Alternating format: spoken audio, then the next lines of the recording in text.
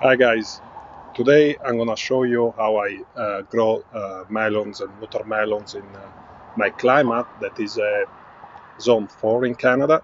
I'm in Quebec, and this is the way I was able in the past to get melon to ripe um, before the end of the season, because here we have the last expected frost date. It's around May 20, 22nd, and the first one is September 20.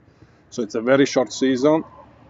I know there's people that they are even in worse condition, but uh, in the past I was able, I'm going to attach at the end of the video some picture of my melon that I harvested last year and previous years, and I was able to get them to ripe by usually end of August. Now, here, end of August, nighttime temperatures um, they can get down to 5 Celsius. So it's really not good for the melons. You want them to ripe when it's really warmer, at least above 10 Celsius at night, so that the amount of sugar inside is at the peak. So what I'm trying this year is uh, to push backwards the time of ripeness of the melons. Uh, My plan was to push it back at least 4 weeks, so that I would have the ripe melon by end of July. That is the peak of the summer season here, with daytime temperatures of 30s and nighttime temperatures of 10, 15 even. What I did wrong this year, uh, I stressed the melons in the first transplant, when I was growing them inside, and they just went in shock. So I lost a couple of weeks. But my plan still should work at least for 2 weeks. So if my calculations are right, I should be getting ripe melons by beginning of August. But we'll see. You just keep following me, and I'll keep you updated. Anyway, this is the system. I'm gonna show you in 2 times. Now it's open at the tunnel.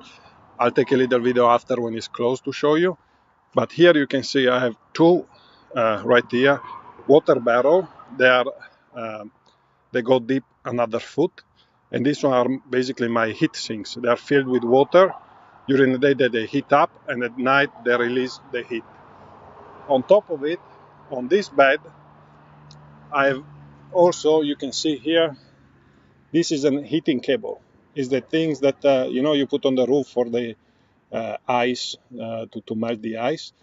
Anyway, it worked beautifully, because in case the night temperature they go to like -5 and so on, I'll plug it in, and this is also gonna help the melons. Now in this bed I have two melons in ground, and it is a watermelon right here, if you can see it, and a cantaloupe right here. There's actually two. One is this one, you can see, but it's looking very good. And one is there that I'm gonna cut, because there were two seedlings in the same pot. I also have some that are still in pot that they're gonna go tonight. I'm gonna put them in the ground. I have a nice watermelon right there. And then I have some seedlings. I think they're like squashes and cucumbers, that I'm gonna keep them until I'm ready to plant.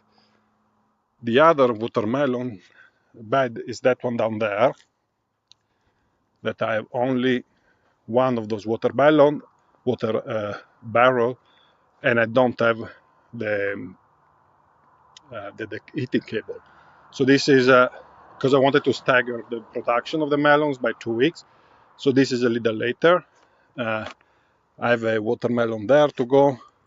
I have some seedlings just started there, and some leftover from the other bed that I mistreated, but I might be able to save those two there.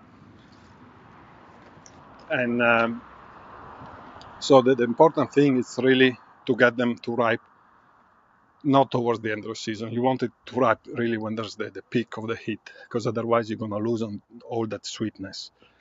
And in order to do that, you have to start earlier. So this tunnel was set up here at the end of April, and the temperatures, let me show you. Let me see, this year weren't even that bad, the temperatures, but I have the outdoor temperatures that it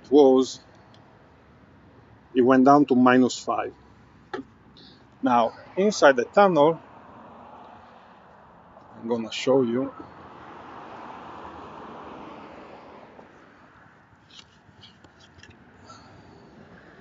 Inside the tunnel, I think it's here. There you go.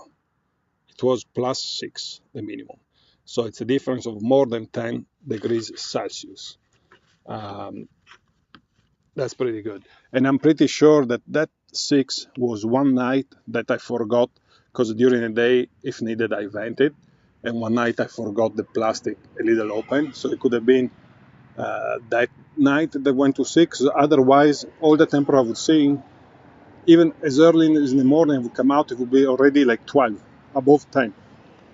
So as you see, the melons are doing fine. They're very happy. Those one in ground is actually really growing nicely. And now I'm gonna wait. It's still in the middle of the day. I'm gonna put up this plastic and I'll show you how it looks, because I have actually 2 layers of plastic. So I'm gonna show you in a second. That's what now it looks like that is closed. And you can see here I use a simple 6mm plastic, and as a single layer I have 2 of them like that. Remember, on that one I have also 1 single barrel as a heat sink. And on this side is the one with the 2 barrel and also the heating cable. I have 2 layers. I have that 6mm, and on top of it I have this burlap, and that I tape together. And it's not the prettiest sight, but it's here just for a month. Then I can remove everything. I can even remove the arches, and it's not too bad to open and close. If you have somebody to help you, it would be better. And during the day, the only important thing is to vent them. So what I do, usually I open a corner. On this corner here, I usually just open and make sure with this string here that it doesn't close. So I'm gonna attach this post right here to the pipe here to keep the plastic up. And this setting here allow me to probably start, if it wasn't for the snow, I could start beginning of April to start work on the bed. This one with a single layer, it doesn't give you much more heat inside, but it gives you protection from frost quite a bit. So right now I put the pepper and eggplant inside here, and on the other I have some more melons, and I might still get 1 or 2 frost, and this is gonna be more than enough to block it. It also is gonna heat up in the morning the ground way faster, so the plant, you're gonna see the difference in growth from like being inside here or outside. It makes a big difference, even a simple setting like this one. So just keep watching. I'm gonna keep you updated to show you how mostly this part here is gonna work. If I can get a melon by beginning of August, that would be great. And then maybe next year we're gonna push another 2 weeks. So thanks for watching. Take care.